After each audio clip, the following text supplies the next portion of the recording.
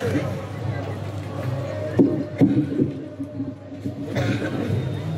कौम के महान चिंतक लेखक सरदार हरदीप सिंह डिबडगा, उन्होंने बेटे सरदार साहिब सिंह के बेटे नवरीत सिंह की शहादत को समर्पित इस शहीदी समागम के इकट्ठे हुए मेरे बहुत ही मोअज़्ज़िज़ हाज़रीन, आओ सब तो पहला गुरुदेव पातशाह जी बख्शिश मुकद्दस फतेह बुलंद करिए। प्यार सहित आखना जी वाहिगुरू जी का खालसा वाहिगुरू जी की फतेह। पावन गुरबाणी का फरमान है, जिह मरने सब जगत रास्या, सो मरना गुरु शब्द प्रगास्या। मौत तो असीं सारे डरते हैं, ये अंतिम सच है। सारे मौत तो डरते हैं। मौत तो डरता कौन नहीं? जह मरने सब जगत रास्या, सो मरना गुरु शब्द प्रगास्या। जिहड़ा गुरु के शब्द के नाल जुड़ जाता है वो मौत के भय तो मुक्त होता है। तो जब मनुख मौत के भय तो मुक्त हो जाता है ना, फिर वो एक अंदर की चेतनता जन्म लेंदी है, जिसनों कबीर साहब कहते ने, अब कैसे मरू मरण मन मान्या, मर मर जाते जिन राम न जानिया। मरनो मरण कह सब कोई, सहजे मरे अमर होए सोई। कह कबीर मन भया आनंदा, गयो भरम रहियो परम आनंदा। फिर एक रूहानियत की चेतना का वो मकाम है जिथे मनुख मौत के भय तो मुक्त हो जाता है ते उस अवस्था दे विच पहुंच जाता है जिसनों असीं कहंदे, जिस मरने ते जग डरै मेरे मन आनंद, मरने ही ते पाई है पूर्ण परमानंद। ते जदों मनुख की चेतनता दे विच ये गल वस जाती है ना कि मौत का भय नहीं है, गुरु शब्द के नाल जुड़न करके मनुख मौत के भय तो मुक्त हो सकता है। निर्भय के नाल जुड़न के नाल मनुख निरभव हो जाता है। ते फिर जिहड़ी उदों मौत आउंदी है ना, वो शहादत की परिभाषा दे विच पूरी हुंदी है। फिर उसनूं शहादत कहा जाता है। सत जाणियो, इहदे च कोई दो रावा नहीं। मेरे बहुत ही सत्कारयोग सरदार बलदेव सिंह बडाला भी कीर्तन के दौरान तुहाडे नाल अपने विचार साझे करके गए ने। इस संघर्ष के दौरान बहुत जानां गवाचियां ने। वो जानां क्यों गवाचियां? क्योंकि सरकार ने जिहड़े काले कानून बनाए उन्हां दे नाल साडीआं ज़मीनां जिहड़ियां सी, ਜਿਹੜੀਆਂ कभी जागदी ज़मीर वाले बाबा बंदा सिंह बहादुर ने सानू हक दे विच दित्तियां सी, सानू उन्हां ज़मीनां दे खुसण दा खतरा सी। गल ज़मीनां दी भी नहीं है, उन्हां ज़मीनां दे नाल साडीआं ज़मीरां भी जुड़ियां होईयां। वो इस करके जुड़ियां कि पंजाब दी ज़मीन दे चप्पे चप्पे दे उपर साडे शहीदां दा खून डुल्लिया।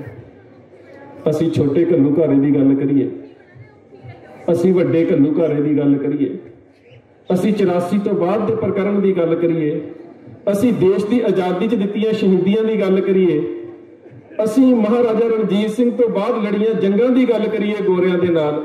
पंजाब की धरती का किहड़ा, मैं कहना भावें पाकिस्तानी पंजाब होवे ते साडा भावें इधरला पंजाब होवे, वो किहड़ा जमीन का ऐसा खित्ता है जिहड़ा साडे वडेरियां दे खून तो मुक्त है। फिर जिन्ना चिर उन्हां शहीदां दे खून दे करके साडीआं ज़मीरां जागदियां ने, किसी की जरूरत नहीं साडीआं ज़मीनां वल अख चुक के वेख सके। गल ज़मीरां दे जागण दी है। साडीआं ज़मीरां हुण जाग चुकीआं ने। शायद तुहानूं याद होवे सरकार दे नाल होई मीटिंग दे विच किसान आगूआं ने एक तख्ती लहरा दित्ती सी कि जां जित्तांगे जां लड़ांगे जां मरांगे। ते सच जाने उस दिन ज़मीनां दी जंग भी ज़मीरां ते आ गई सी, ते जिहड़े फिर ज़मीरां दी जंग दे विच जेतू रहे, अज असीं उन्हां दे शहीदी दिहाड़े मना रहे। जानां गईयां ने, होर भी जानां गईयां ने। जथेबंदक तौर पर असीं कहंदे कि साडीआं शहादतां होईयां ने, पर जदों असीं शहादत की परिभाषा वेखणी हुंदी है ना, तां फिर इस संघर्ष की पहली शहादत है भाई नवरीत सिंह की शहादत, जिसनों सरकार ने गोली मार के शहीद किया। ਇਹ ਸ਼ਹਾਦਤ ਦੇ ਫਲਸਫੇ ਦੀ ਉਸ ਜਲਾਲ ਦੀ ਸਿਖਰ ਦਾ ਰੂਪ ਹੈ। ਇਸ ਸੰਘਰਸ਼ ਦੀ ਅਹਿਮ ਸ਼ਹਾਦਤ ਹੈ ਜਿਸ ਦੇ ਸ਼ਹੀਦੀ ਦਿਹਾੜੇ ਦੇ ਵਿੱਚ ਅੱਜ ਅਸੀਂ ਜੁੜੇ ਬੈਠੇ ਹਾਂ। ਔਰ ਸੱਚ ਜਾਣਿਓ, ਇਹ ਜਿਹੜੀਆਂ ਜ਼ਮੀਨਾਂ ਦੀਆਂ ਜੰਗਾਂ ਹੁੰਦੀਆਂ ਨੇ, ਜ਼ਮੀਰਾਂ ਤੋਂ ਬਿਨਾਂ ਲੜੀਆਂ ਨਹੀਂ ਜਾਂਦੀਆਂ ਤੇ ਜ਼ਮੀਰਾਂ ਉਹਨਾਂ ਚਿਰ ਜਾਗਦੀਆਂ ਨਹੀਂ ਜਿੰਨਾ ਚਿਰ ਮਨੁੱਖ ਦੇ ਕੋਲ ਧਰਮ ਦੀ ਵਿਚਾਰਧਾਰਾ ਨਾ ਹੋਵੇ। ਗੁਰੂ ਨਾਨਕ ਸਾਹਿਬ ਨੇ ਕਿਹਾ ਮਨੁੱਖ ਸਚਿਆਰ ਹੋਣਾ ਚਾਹੀਦਾ ਹੈ ਜਪਜੀ ਸਾਹਿਬ ਦੇ ਵਿੱਚ, ਤੇ ਸਚਿਆਰ ਹੋਣ ਦੇ ਸਵਾਲ ਦੇ ਵਿੱਚ ਉਹਨਾਂ ਨੇ ਜਵਾਬ ਕੀ ਦਿੱਤਾ ਕਿ ਉਹ ਮਨੁੱਖ ਸਚਿਆਰ ਹੋ ਸਕਦਾ ਜਿਹੜਾ ਹੁਕਮ ਤੇ ਰਜ਼ਾ ਦੇ ਵਿੱਚ ਰਹਿੰਦਾ, ਜਿਹੜਾ ਭਾਣੇ ਦੇ ਵਿੱਚ ਰਹਿੰਦਾ। ਤੇ ਸੱਚ ਜਾਣਿਓ, ਕਿਸਾਨ ਦੇ ਜੀਵਨ ਦੇ ਵਿੱਚੋਂ ਤੁਸੀਂ ਭਾਣੇ ਨੂੰ ਕੱਢ ਹੀ ਨਹੀਂ ਸਕਦੇ ਜਿਹੜਾ ਧਰਮ ਦਾ ਮੂਲ ਹੈ। ਭਾਣੇ ਨੂੰ ਕੱਢਿਆ ਹੀ ਨਹੀਂ ਜਾ ਸਕਦਾ। ਕਿਸਾਨ ਤਾਂ ਰਹਿੰਦਾ ਹੀ ਭਾਣੇ ਦੇ ਵਿੱਚ ਹੈ ਕਿਉਂਕਿ ਉਹਦੀ ਸਾਂਝ ਹੀ ਕੁਦਰਤ ਦੇ ਨਾਲ ਹੈ, ਉਹਦੀ ਤਾਂ ਸਾਂਝ ਹੀ ਕੁਦਰਤ ਦੇ ਨਾਲ ਹੈ। ਉਹ ਛੱਟਾ ਦੇ ਕੇ ਆ ਜਾਂਦਾ ਹੈ, ਫਿਰ ਕੁਦਰਤ ਦੇ ਹੁਕਮ ਦੇ ਵਿੱਚ ਹੈ ਕਿ ਉੱਪਰ ਮੀਂਹ ਪੈਣਾ ਹੈ, ਕਿ ਹੜ੍ਹ ਆਉਣੇ ਹੈ, ਕਿ ਹਨੇਰੀਆਂ ਝੁਲਣੀਆਂ ਨੇ। ਉਹ ਵੱਢ ਕੇ ਆ ਜਾਂਦਾ ਹੈ, ਫਿਰ ਕੁਦਰਤ ਦੇ ਹੱਥ ਦੇ ਵਿੱਚ ਹੈ ਕਿ ਉਹਦੀ ਫਸਲ ਸਹੀ ਸਲਾਮਤ ਘਰ ਆਉਣੀ ਕਿ ਨਹੀਂ ਆਉਣੀ। ਕਿਸਾਨ ਤੋਂ ਵੱਧ ਤੇ ਕਿਸੇ ਦਾ ਜੀਵਨ ਹੈ ਹੀ ਨਹੀਂ ਜਿਹੜਾ ਹੁਕਮ ਤੇ ਰਜ਼ਾ ਦੇ ਵਿੱਚ ਰਹਿੰਦਾ ਹੋਵੇ। ਫਿਰ ਇਸ ਜੀਵਨ ਦੇ ਵਿੱਚ ਧਰਮ ਨੂੰ ਕਿਵੇਂ ਕੱਢੀਏ? ਜਿਹੜੇ ਲੋਕ ਕਹਿੰਦੇ ਧਰਮ ਨੂੰ ਕੱਢੋ, ਕਿਵੇਂ ਕੱਢੀਏ? ਕਿਸਾਨ ਦਾ ਤਾਂ ਜੀਵਨ ਹੈ ਹੀ ਧਰਮ ਦਾ ਇੱਕ ਪ੍ਰੈਕਟੀਕਲ ਰੂਪ। ਔਰ ਇਸ ਜਦੋਂ ਅਸੀਂ ਪ੍ਰੈਕਟੀਕਲ ਰੂਪ ਦੀ ਗੱਲ ਕਰਦੇ ਹਾਂ, ਉਸੇ ਹੀ ਜਿਉਂਦੀ ਜਾਗਦੀ ਜ਼ਮੀਰ ਦੀ ਮਿਸਾਲ ਹੈ ਸਾਡੇ ਸਾਹਮਣੇ ਭਾਈ ਨਵਰੀਤ ਸਿੰਘ ਦੀ ਸ਼ਹਾਦਤ। ਅਸੀਂ ਸ਼ਹੀਦੀ ਦਿਹਾੜਾ ਮਨਾ ਰਹੇ ਹਾਂ। ਦੁੱਖ ਲੱਗਦਾ ਹੈ ਸਾਨੂੰ ਜਦੋਂ ਸਾਡੇ ਵਿਰੋਧੀ ਸਾਡੇ ਸਾਹਮਣੇ RSS ਵਾਲੇ ਜਿਹੜੇ ਨੇ ਉਹ ਡੀਜ਼ੇ ਦੇ ਉੱਪਰ ਗਾਣੇ ਲਗਾ ਕੇ ਉੱਚੀ ਉੱਚੀ ਇਸ ਸਮਾਗਮ ਦੇ ਵਿੱਚ ਵਿਘਨ ਪਾਉਣ ਦੀ ਕੋਸ਼ਿਸ਼ ਕਰ ਰਹੇ ਹੁੰਦੇ ਸਰਕਾਰ ਦੀ ਸ਼ਹਿਰ ਦੇ ਉੱਪਰ। ਖੈਰ, ਇਹ ਦੁੱਖ ਹੈ, ਇਹ ਦੁੱਖ ਦਾ ਇੱਕ ਪੱਖ ਹੈ। ਜਦੋਂ ਰੁੱਖ ਨੂੰ ਕੱਟਿਆ ਜਾਂਦਾ ਹੈ ਨਾ, ਤੇ ਜਿਹੜਾ ਰੁੱਖ ਦਾ ਸ਼ਿਕਵਾ ਤੇ ਰੁੱਖ ਦਾ ਗਿਲਾ ਹੁੰਦਾ ਹੈ, ਜਿਹੜਾ ਰੁੱਖ ਨੂੰ ਅਫਸੋਸ ਹੁੰਦਾ ਹੈ, ਉਹ ਕੁਹਾੜੇ ਦੇ ਲੋਹੇ ਵਾਲੇ ਹਿੱਸੇ ਤੇ ਨਹੀਂ ਹੁੰਦਾ। ਉਹ ਅਫਸੋਸ ਉਸ ਨੂੰ ਉਸ ਦਸਤੇ ਦੇ ਉੱਪਰ ਹੁੰਦਾ ਜਿਹੜਾ ਲੱਕੜੀ ਦਾ ਬਣਿਆ ਹੁੰਦਾ, ਕਿਉਂਕਿ ਰੁੱਖ ਨੂੰ ਵੱਢਣ ਦੇ ਵਿੱਚ ਉਹ ਵੀ ਸ਼ਰੀਕ ਹੁੰਦਾ ਹੈ। ਅਫਸੋਸ ਇਸ ਗੱਲ ਦਾ ਨਹੀਂ ਹੈ ਕਿ ਅਸੀਂ 1-2 ਦਿਨਾਂ ਤੋਂ ਉਸ ਸ਼ਹਾਦਤ ਦਾ ਸਮਾਗਮ ਮਨਾਉਣ ਦੇ ਵਿੱਚ ਵਿਅਸਤ ਹੈ। ਅਫਸੋਸ ਇਸ ਗੱਲ ਦਾ ਨਹੀਂ ਹੈ ਕਿ RSS ਵਾਲੇ ਡੀਜੇ ਲਾ ਰਹੇ ਨੇ। ਅਫਸੋਸ ਇਸ ਗੱਲ ਦਾ ਵੀ ਹੈ ਕਿ ਸਾਡੇ ਭਰਾ ਕੱਲ ਗਾਇਕਾਂ ਨੂੰ ਸੱਦ ਕੇ ਨੱਚ ਗਾ ਰਹੇ ਸੀ। ਅਫਸੋਸ ਇਸ ਗੱਲ ਦਾ। ਸ਼ਹਾਦਤਾਂ ਦੇ ਉੱਪਰ ਉਹ ਅਸੀਂ ਤੇ ਪੰਜਾਬੀ ਲੋਕ ਕਹਿੰਦੇ ਸੀ ਦੁਸ਼ਮਣ ਮਰੇ ਤੇ ਖੁਸ਼ੀ ਨਾ ਕਰੀਏ, ਸੱਜਣਾ ਵੀ ਤੁਰ ਜਾਣਾ। ਇੰਨਾ ਖੂਨ ਚਿੱਟਾ ਹੋ ਗਿਆ ਸਾਡਾ। ਕੌਮ ਦੇ ਇੱਕ ਵਿਦਵਾਨ ਦੇ ਪੁੱਤਰੇ ਦੀ ਸ਼ਹਾਦਤ ਹੋਈ, ਅਸੀਂ ਸਟੇਜਾਂ ਦੇ ਉੱਪਰ ਨੱਚ ਗਾ ਰਹੇ ਸੀ। ਇੰਨੀਆਂ ਜ਼ਮੀਰਾਂ ਮਰ ਗਈਆਂ ਸਾਡੀਆਂ, ਇੰਨੇ ਜ਼ਮੀਰਾਂ ਤੋਂ ਹੀਣੇ ਹੋ ਗਏ ਸੀ ਲੋਕ। ਬਈ ਵੇਖਦੇ ਤਾਂ ਸਹੀ, ਉਸ ਸੰਘਰਸ਼ ਦਾ ਪਹਿਲਾ ਸ਼ਹੀਦ ਸੀ। ਸਾਨੂੰ ਤਾਂ ਰੋਸ ਦਿਵਸ ਮਨਾਉਣਾ ਚਾਹੀਦਾ ਸੀ। ਅਸੀਂ ਕੀ ਕੀਤਾ? ਕੀ ਇਤਿਹਾਸ ਦੇ ਵਿੱਚੋਂ ਇਸ ਧੱਬੇ ਨੂੰ ਧੋ ਸਕਾਂਗੇ ਅਸੀਂ? ਨਹੀਂ ਧੋਤਾ ਜਾਵੇਗਾ ਇਹ ਧੱਬਾ। ਪਰ ਫਿਰ ਵੀ ਕਿਸਾਨ ਮਜ਼ਦੂਰ ਸੰਘਰਸ਼ ਕਮੇਟੀ ਦੇ ਵੀਰ ਜਿਨ੍ਹਾਂ ਨੇ ਉਸ ਸ਼ਹੀਦ ਦੀ ਯਾਦ ਦੇ ਵਿੱਚ ਇਹ ਸਮਾਗਮ ਕੀਤਾ ਹੈ। ਪਰ ਮੇਰੇ ਵੀਰੋ, ਇੱਕ ਗੱਲ ਯਾਦ ਰੱਖਿਓ, ਇਹ ਜਿਹੜੀਆਂ ਸ਼ਹਾਦਤਾਂ ਨੇ ਇਹੀ ਸੰਘਰਸ਼ ਨੂੰ ਨਵੀਂ ਦਿਸ਼ਾ ਪ੍ਰਦਾਨ ਕਰਦੀਆਂ ਨੇ। ਇਹਨਾਂ ਤੋਂ ਬਿਨਾਂ ਸੰਘਰਸ਼ ਨਹੀਂ ਲੜੇ ਜਾ ਸਕਦੇ।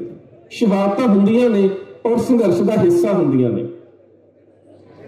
ਤੇ ਜਦੋਂ ਸ਼ਹਾਦਤਾਂ ਤੇ ਸੰਘਰਸ਼ ਆਪਸ ਦੇ ਵਿੱਚ ਇਕੱਠੇ ਹੁੰਦੇ ਨੇ ਨਾ, ਤੇ ਫਿਰ ਕੋਈ ਵੀ ਜ਼ੁਲਮੀ ਸਰਕਾਰ ਜਿਹੜੀ ਹੈ ਉਹ ਸਾਡੇ ਰਾਹ ਨੂੰ ਰੋਕ ਨਹੀਂ ਸਕਦੀ, ਉਹ ਸਾਨੂੰ ਰਸਤੇ ਤੋਂ ਭਟਕਾ ਨਹੀਂ ਸਕਦੀ।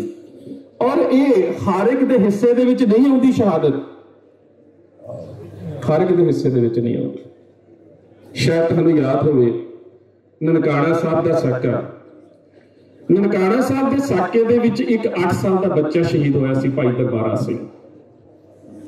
ਸਰਦਾਰ ਕਿਹਰ ਸਿੰਘ ਦਾ ਪੁੱਤਰ ਸੀ, ਸਰਦਾਰ ਕਾਬਲ ਸਿੰਘ ਦਾ ਪੁੱਤਰਾ ਸੀ ਤੇ ਬੀਬੀ ਹਰਨਾਮ ਕੌਰ ਦਾ ਪੁੱਤਰਾ ਸੀ। ਬੜਾ ਛੋਟਾ ਸੀ, ਅਜੇ 11 ਦਿਨ ਦਾ, ਜਦੋਂ ਮਾਂ ਦੀ ਮੌਤ ਹੋ ਗਈ। ਦਾਦੀ ਨੇ ਪਾਲਿਆ ਸੀ ਤੇ ਸਾਕਾ ਨਨਕਾਣਾ ਸਾਹਿਬ ਦਾ ਸਭ ਤੋਂ ਛੋਟਾ ਸ਼ਹੀਦ ਸੀ ਭਾਈ ਦਰਬਾਰਾ ਸਿੰਘ।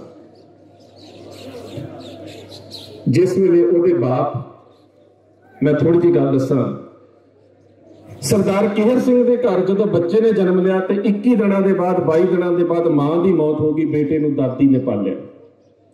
ਜਦੋਂ 4 ਸਾਲ ਦਾ ਹੋਇਆ ਤੇ ਜਿਹੜੀ ਦਾਦੀ ਮਾਂ ਸੀ ਨਾ, ਉਹ ਨਾਲ ਤੇ ਆਪਣੇ ਪੁੱਤਰੇ ਨੂੰ ਪਾਲਦੀ ਹੈ ਬੀਬੀ ਹਰਨਾਮ ਕੌਰ, ਤੇ ਨਾਲ ਸਾਹਿਬਜ਼ਾਦਿਆਂ ਦੀਆਂ ਸਾਖੀਆਂ ਸੁਣਾਉਂਦੀ ਹੈ। ਇੱਕ ਦਿਨ ਬੱਚਾ ਇੱਕ ਸਵਾਲ ਕਰਦਾ ਹੈ, ਕਹਿੰਦਾ ਦਾਦੀ ਮਾਂ ਸ਼ਹੀਦ ਕੌਣ ਹੁੰਦੇ ਨੇ? ਤੂੰ ਮੈਨੂੰ ਸਾਖੀਆਂ ਸੁਣਾ ਦਿੰਦੀ ਹੈ, ਜੋਰਾਵਰ ਸਿੰਘ ਸ਼ਹੀਦ ਹੋਇਆ, ਫਤਿਹ ਸਿੰਘ ਸ਼ਹੀਦ ਹੋਇਆ, ਅਜੀਤ ਸਿੰਘ ਸ਼ਹੀਦ ਹੋਇਆ, ਜੁਝਾਰ ਸਿੰਘ ਸ਼ਹੀਦ ਹੋਇਆ। ਦਾਦੀ ਮਾਂ ਤੂੰ ਸਾਖੀਆਂ ਤੇ ਸੁਣਾ ਦਿੰਦੀ ਹੈ, ਦੱਸ ਸ਼ਹੀਦ ਕੌਣ ਹੁੰਦੇ ਨੇ?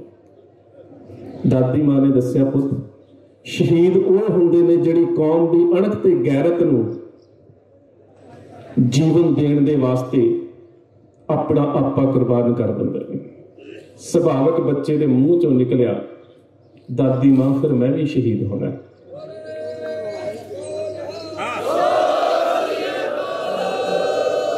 ਜੇ ਕਿਤੇ ਅੱਜ ਵਰਗੀ ਦਾਦੀ ਹੁੰਦੀ ਨਾ ਤੇ ਉਹਨੇ ਕਹਿਣਾ ਸੀ, ਨਾ ਪੁੱਤ ਨਾ, ਐਵੇਂ ਦੀਆਂ ਗੱਲਾਂ ਨਹੀਂ ਕਰੀਦੀਆਂ, ਮੈਂ ਤਾਂ ਤੈਨੂੰ ਵੱਡਾ ਹਰੀ ਸਿੰਘ ਬਣਾਉਣਾ, ਮੈਂ ਤਾਂ ਤੈਨੂੰ ਗਾਇਕ ਬਣਾਉਣਾ, ਤੂੰ ਸ਼ਹੀਦੀ ਦੀਆਂ ਗੱਲਾਂ ਕਰਦਾ। ਪਰ ਉਹ ਦਾਦੀ ਗੁਰਮਤਿ ਜੀਵਨ ਜਾਚ ਦੇ ਵਿੱਚ ਪਰਪੱਕ ਸੀ। ਉਸਨੇ ਪਤਾ ਆਪਣੇ 4 ਸਾਲ ਦੇ ਪੁੱਤਰੇ ਨੂੰ ਕੀ ਕਿਹਾ ਸੀ? ਕਹਿੰਦੀ ਪੁੱਤ ਤੂੰ ਵੀ ਜਦੋਂ ਮੇਰੇ ਨਾਲ ਗੁਰਦੁਆਰੇ ਜਾਣਾ ਹੈ, ਤੂੰ ਵੀ ਆਪਣੇ ਗੁਰੂ ਗ੍ਰੰਥ ਸਾਹਿਬ ਮਹਾਰਾਜ ਦੇ ਸਾਹਮਣੇ ਅਰਦਾਸ ਕਰਿਆ ਕਰ, ਤੇ ਮੈਂ ਵੀ ਅਰਦਾਸ ਕਰੂੰਗੀ ਕਿ ਕਿਤੇ ਮੇਰੇ ਪੁੱਤਰੇ ਦੀ ਝੋਲੀ ਦੇ ਵਿੱਚ ਸ਼ਹੀਦੀ ਦੀ ਦਾਤ ਪੈ ਜਾਵੇ।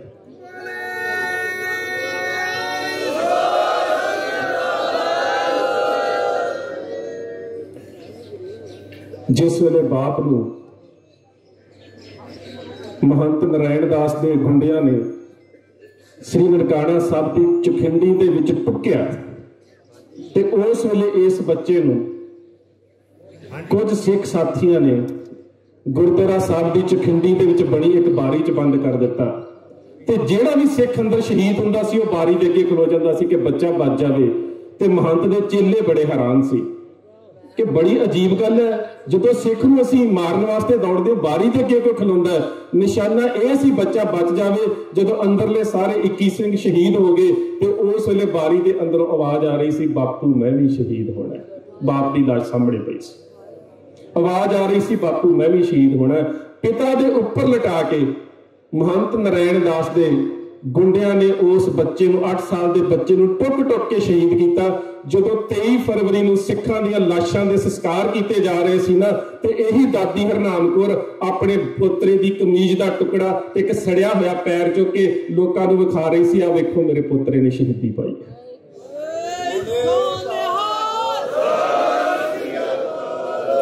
ਇਹਨਾਂ ਸ਼ਾਂਤਮਈ ਸੰਘਰਸ਼ਾਂ ਦੇ ਵਿੱਚ ਇਹ ਜਿਹੜੀਆਂ ਸ਼ਹਾਦਤਾਂ ਹੁੰਦੀਆਂ ਨੇ ਨਾ, ਇਹ ਕਿਸੇ ਵਿਰਲੇ ਦੇ ਹਿੱਸੇ ਹੁੰਦੀਆਂ ਨੇ। ਭਾਈ ਨਵਰੀਤ ਸਿੰਘ ਦੀ ਹਿੱਸੇ ਆਈ ਹੈ ਸ਼ਹਾਦਤ, ਤੇ ਉਹ ਇਸ ਸੰਘਰਸ਼ ਦਾ ਮਹਾਨ ਸ਼ਹੀਦ ਹੈ।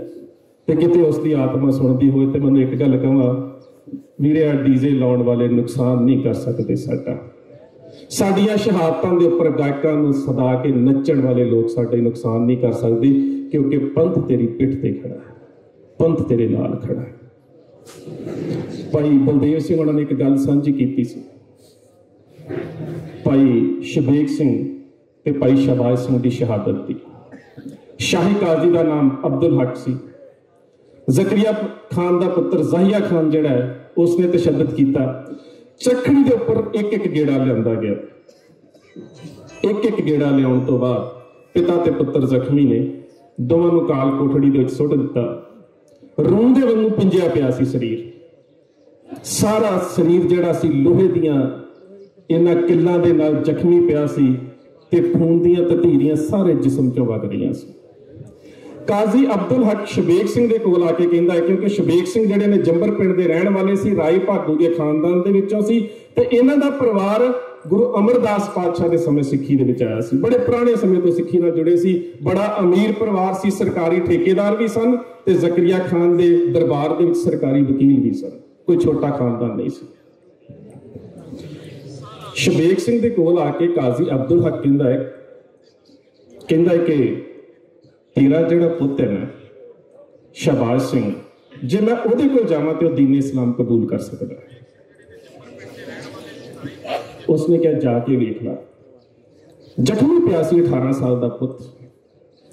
ਜਦੋਂ ਸ਼ਾਹੀ ਕਾਜ਼ੀ ਅਬਦੁਲ ਹਕ ਉਸਦੇ ਕੋਲ ਗਿਆ ਤੇ ਜਾ ਕੇ ਸ਼ਹਬਾਜ਼ ਸਿੰਘ ਨੂੰ ਕਹਿੰਦਾ ਹੈ ਕਿ ਤੇਰਾ ਪਿਤਾ ਜਿਹੜਾ ਹੈ ਨਾ, ਉਹ ਰਾਜੀ ਹੋ ਜਾਵੇਗਾ, ਉਹ ਰਾਜੀ ਹੋ ਜਾਵੇਗਾ। ਮੈਂ ਕਲਮਾ ਪੜ੍ਹਦਾ, ਤੂੰ ਦੀਨ ਇਸਲਾਮ ਕਬੂਲ ਕਰ ਲੈ। तू इस्लाम दे विच आ जा। इन्ना बसुरती की हालत दे विच सी। 18 साल का नौजवान कोई जवाब ना दे पाया, बेहोशी की हालत दे विच पिया रहा।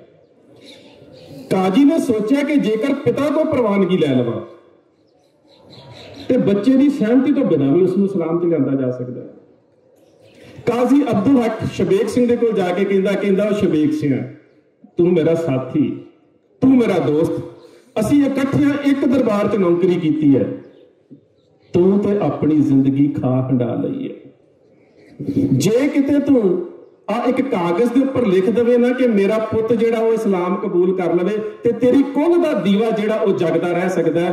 ते उस वेले सरदार शबेक सिंह ने जवाब पता की दिता सी, इस शहादत दा मरतबा समझियो तुसी, शहादत दा जिहड़ा वो पवित्र रुतबा की हुंदा है वो समझियो तुसी। शबेक सिंह ने एक गल कही सी, हमरे कारण गुर कुले गवाई, हम कुल राखे कमण वडाई। वो कहंदा काजी अब्दुल हक किवें दी गल करदा है, इस झोली दे विच सिੱਖੀ ਨੂੰ पाउण दे वास्ते ते गुरु ने अपने 4 पुत्रां दे शीश दे दिते ते मैं अपने पुत्र दा सिर बचाउण दे वास्ते झोली चों सिੱਖੀ कढ के बाहर सुੱਟ देवां। ਇਹ किवें हो सकदा है? हमरे कारण गुर कुले गवाई, हम कुल राखे कमण वडाई। ये कोई वडियाई वाली गल नहीं कि मैं गुरु की सिੱਖੀ जिहड़ी है वो छड्ड देवां अपने पुत्र की जान बचाउण दे वास्ते। पिता ते पुत्र नूं चखड़ी ते चाड़ के शहीद किया गया। पंथ प्रकाश दे लिखारी बड़ी प्यारी गल लिखते ने, धन घड़ी धन चखड़ी धन न्याओ तुम्हारा, धर्म हेत हम चढ़े चरखड़ी धन वजूद हमारा। ए गुरुदेव पातशाह इन्नी बख्शिश की है ना कि तेरे हुक्म तेरी रजा दे विच रहिंदियां सानू इस चखड़ी ते चढ़ के दंदियां दे नाल तूंबा तूंबा होके शहीदी पाउण दा आनंद प्राप्त हो गया। जिस दिल्ली दियां बाहर सड़कों के उपर असीं बैठे हैं, अज मैं वक्त ज्यादा नहीं लेना, एक उदाहरण तुहाडे नाल होर साझी करदा। जिस दिल्ली दरबार के बाहर असीं बैठे हैं, कभी ख्वाजा बख्तियार काकी की दरगाह के सामने कुतुब मीनार के कोल बाबा बंदा सिंह बहादुर बैठा सी। उसका पौने 4 साल का पुत्र उसकी गोदी दे विच सी। पौने 8 महीने के बाद 15 दिसंबर 1715 के विछड़े हुए पिता ते पुत्र 25 जून 1716 को ख्वाजा बख्तियार काकी की दरगाह के सामने मिले सी। ते उस वेले सरबरा खान जिहड़ा दिल्ली का हाकम सी, उसके वजीर अमीन खान ने कहा, जिहड़ा कमरूद्दीन मीर आतश जिहड़ा मीर मनु का पिता सी, उसका दोस्त सी अमीन खान, उसने क्या कहता, बंदा सिंह बहादुर अपने पुत्र नूं आप जिबा कर, आ लै फड़ खंजर ते अपने पुत्र की छाती आप चीर दे। ते बाबा बंदा सिंह बहादुर ने जवाब पता की दिता सी सरबरा खान वाल तक के, कहंदा सरबरा खान मेरी झोली च मेरा पुत पिया है ते जिस गुरु ने मैनूं खंडे बाटे की पहुल दी है ना, वही बंदा सिंह बहादुर जिसने सानूं जमीनां दे हक दिते सी। उसने कहा सी जिस गुरु ने मैनूं खंडे बाटे की पहुल दे के सिੱਖੀ की दात बख्शी है ना, मेरे गुरु ने कहा सी मजलूम के उपर ते मासूम के उपर वार नहीं करना। वो सरबरा खान मेरी झोली च तां मेरा पुत पिया है, तू मेरा दुश्मन है, किते मेरी झोली च तेरा पुत पिया हुंदा मैं तां भी ये जुल्म ना करदा, ये तां फिर मेरा पुत है।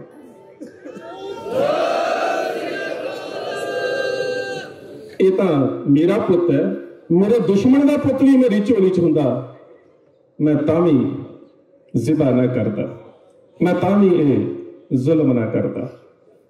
बाबा बंदा सिंह बहादुर के पौने 4 साल के पुत का सीना चाक किया गया, जिबा किया गया। इस्लाम दे विच इस तरह के नाल कतल करने के 3 तरीके ने।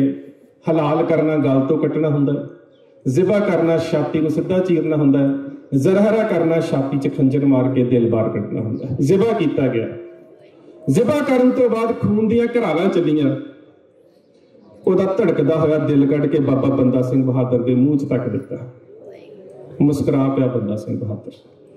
अमीन खान कहता बंदा सिंह पागल हो गया, तेरे पुत्र का कलेजा तेरे मूँह च पाया जा रहा है। ढाडी कुलवंत सिंह उन्होंने बड़ी प्यारी गल लिखी है, बंदा सिंह बहादुर पागल हो गया, तेरे पुत्र का कलेजा कढ के तेरे मूँह च पाया जा रहा है। कहता फिर की होया, साडियां रवायतां ने कि जदों कोई विआहण जांदा है तो उहदा मूँह जठालिया जांदा है, जे मैं मौत नूं विआहण चलिया ते मेरे पुत्र दे कलेजे नाल मेरा मूँह जठाल दिता तां की हो गया। बच्चे दे टुकड़े करके हार परो के ਉਹਦੇ ਗਲ ਦੇ ਵਿੱਚ ਪਾ ਦਿੱਤਾ। ਉਹਦਾ ਕੱਟਿਆ ਹੋਇਆ ਸਿਰ ਬੰਦਾ ਸਿੰਘ ਬਹਾਦਰ ਦੀ ਗੋਦ ਦੇ ਵਿੱਚ ਰੱਖ ਕੇ ਅਮੀਨ ਖਾਨ ਫਿਰ ਕਹਿੰਦਾ, ਬੰਦਾ ਸਿੰਘ ਅੱਜ ਤੇ ਦੀਨੇ ਇਸਲਾਮ ਕਬੂਲ ਕਰ ਲਾ, ਤੇਰੀ ਕੁਲ ਦਾ ਆਖਰੀ ਚਿਰਾਗ ਬੁਝ ਗਿਆ, ਤੇਰੇ ਪੁੱਤਰ ਦਾ ਕੱਟਿਆ ਸਿਰ ਤੇਰੀ ਝੋਲੀ ਚ ਪਿਆ। ਤੇ ਬੰਦਾ ਸਿੰਘ ਬਹਾਦਰ ਬੜੀ ਜ਼ੋਰ ਦੀ ਹੱਸਿਆ। ਅਮੀਨ ਖਾਨ ਕਹਿੰਦਾ, ਹੱਸਿਆ ਕਿਉਂ ਹੈ, ਮੁਸਕਰਾਇਆ ਕਿਉਂ ਹੈ? ਕਹਿੰਦਾ ਮੁਸਕਰਾਇਆ ਇਸ ਕਰਕੇ ਕਿ ਇੱਕ ਕਰਜ਼ਾ ਰਹਿੰਦਾ ਸੀ ਉਹ ਵੀ ਲੈ ਗਿਆ। ਜਿਸ ਗੁਰੂ ਨੇ ਮੇਰੀ ਝੋਲੀ 'ਚ ਸਿੱਖੀ ਦੀ ਦਾਤ ਪਾਈ ਸੀ, ਉਹਨੇ ਆਪਣੇ 4 ਪੁੱਤ ਜਿਹੜੇ ਸੀਗੇ ਉਹ ਵਾਰ ਦਿੱਤੇ ਸੀ। ਅੱਜ ਮੈਂ ਸੁਰਖਰੂ ਹੋ ਗਿਆ ਕਿ ਉਸ ਖੰਡੇ ਬਾਟੇ ਦੀ ਪਹੁਲ ਦੀ ਇੱਜ਼ਤ ਰੱਖਣ ਦੇ ਵਾਸਤੇ ਆਪਣੇ ਪੁੱਤਰ ਦਾ ਸਿਰ ਆਪਣੀ ਗੋਦ 'ਚ ਲੈ ਕੇ ਗੁਰੂ ਦੀ ਗੋਦ 'ਚ ਜਾ ਰਿਹਾ। ਮੈਂ ਸੁਰਖਰੂ ਹੋ ਗਿਆ।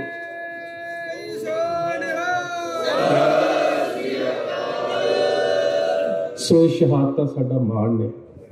ਅਸੀਂ ਜਿੱਥੇ ਭਾਈ ਨਵਰੀਪ ਸਿੰਘ ਜਿਹੜੇ ਮੇਰੇ ਬਹੁਤ ਹੀ ਸਤਿਕਾਰਯੋਗ ਬਜ਼ੁਰਗ, ਮੇਰੇ ਬੜੇ ਚੰਗੇ ਜਾਣਕਾਰ ਨੇ, ਸਰਦਾਰ ਹਰਦੀਪ ਸਿੰਘ ਡੇਵੜਬਾ ਬੜੇ ਚੰਗੇ ਲੇਖਕ ਵੀ ਨੇ। ਪੰਜਾਬ ਦੇ ਵਿੱਚ ਜਿੰਨੇ ਵੀ ਦੇਹਧਾਰੀਆਂ ਨੇ, ਸਰਸੇ ਵਾਲੇ ਤੋਂ ਲੈ ਕੇ ਨੂਰ ਮਹਿਲੀਏ ਤੱਕ ਜਿੰਨੀਆਂ ਵੀ ਸਿੱਖਾਂ ਦੇ ਖਿਲਾਫ ਬਦ ਅਖਲਾਕੀ ਦੀਆਂ ਕਾਰਵਾਈਆਂ ਕੀਤੀਆਂ ਨੇ, ਉਹਨਾਂ ਦੇ ਉੱਪਰ ਬਹੁਤ ਸੋਹਣੀਆਂ ਕਿਤਾਬਾਂ ਉਹਨਾਂ ਨੇ ਲਿਖੀਆਂ ਨੇ ਕਿ ਕਿਹੜੇ ਕਿਹੜੇ ਡੇਰੇ ਦੇ ਵਿੱਚ ਕੀ ਕੁਝ ਹੁੰਦਾ ਗਿਆ ਹੈ। ਬਹੁਤ ਪਿਆਰੇ ਸਿੱਖਾਂ ਦੇ ਲੇਖਕ, ਉਹਨਾਂ ਦਾ ਪੁੱਤਰ ਜਿਹਦੀ ਝੋਲੀ ਦੇ ਵਿੱਚ ਇਸ ਸੰਘਰਸ਼ ਦੀ, ਇਸ ਅਜ਼ੀਮ ਸ਼ਹਾਦਤ ਦੀ ਦਾਤ ਪਈ ਹੈ। ਅਰਦਾਸ ਕਰਦੇ ਕਲਗੀਧਰ ਪਾਤਸ਼ਾਹ ਗੁਰੂ ਗੋਬਿੰਦ ਸਿੰਘ ਮਹਾਰਾਜ ਉਸ ਸਾਡੇ ਵੀਰ ਨੂੰ ਆਪਣੇ ਚਰਨਾਂ ਦੇ ਵਿੱਚ ਨਿਵਾਸ ਬਖਸ਼ਿਸ਼ ਕਰਨ। ਤੇ ਉਹਦੇ ਨਾਲ ਅਸੀਂ ਇਹ ਪ੍ਰਣ ਵੀ ਕਰਦੇ ਹਾਂ ਕਿ ਮੇਰੇ ਵੀਰ, ਤੇਰੀ ਇਹ ਸ਼ਹਾਦਤ ਜਿਹੜੀ ਹੈ ਇਹ ਅਜਾਈ ਨਹੀਂ ਜਾਵੇਗੀ। ਇਹ ਸਾਡੇ ਵਾਸਤੇ ਇਸ ਸੰਘਰਸ਼ ਦੀ ਅਜ਼ੀਮ ਸ਼ਹਾਦਤ ਹੈ, ਹਮੇਸ਼ਾ ਸਾਡੇ ਦਿਲਾਂ ਦੇ ਵਿੱਚ ਰਹੇਗੀ। ਇੰਨੀਆਂ ਬੇਨਤੀਆਂ ਪ੍ਰਵਾਨ। ਫਤਿਹ ਦੀ ਸਾਂਝ ਪਿਆਰ ਸਹਿਤ ਆਖਣਾ ਜੀ। ਵਾਹਿਗੁਰੂ ਜੀ ਕਾ ਖਾਲਸਾ, ਵਾਹਿਗੁਰੂ ਜੀ ਕੀ ਫਤਿਹ।